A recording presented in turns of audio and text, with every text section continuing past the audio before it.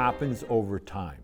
Nothing your child does or your student athlete does as a little leaguer or even through high school is ever going to be relevant or meaningful with regard to potentially playing at a higher level, whether that's college or professional. No college coach is ever going to ask your child what their batting average is or what their exit velocity was in Little League or junior high or high school. They don't care about that. What you have to understand is to become proficient as a hitter. It takes tens of thousands of hours of repetitions, teaching your eyes to trust your hands and your hands to trust your eyes.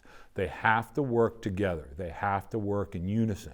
And by throwing objects up, self-toss, and teaching your eyes and your hands to work together, it'll make your student athlete much more confident. It will allow them to get more aggressive and to trust and work together, hands and eyes. And so something as simple as this, the average hitting lesson starting at age 6 to 8 is anywhere from $30 to as much as $75 a half an hour. And if you think about trying to learn a skill in 30-minute increments, it would take you years to become a great hitter based on the number of repetitions it requires. So if you take and you allow your student athlete to do this on their own, you can do it together. You can do it with front toss. You can do it on a tee. But if you teach them to be able to hit and become confident with a broomstick or a hit stick, when they put that bat in their hand, that game bat in their hand, they're much more confident and they know what they're capable of doing as a hitter.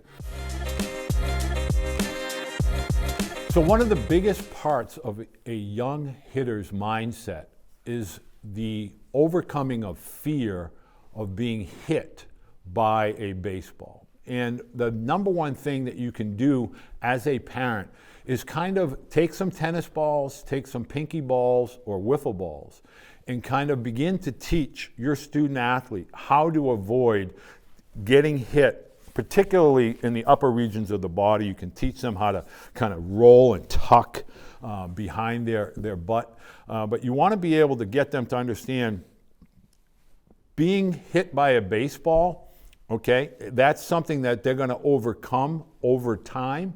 But by teaching them how to avoid getting hit and how to use both eyes and making sure both eyes are visually on the pitcher, that will allow them to be able to trust their reaction time. Overcoming that fear, especially at a very young age, will determine how confident and how comfortable your hitter becomes.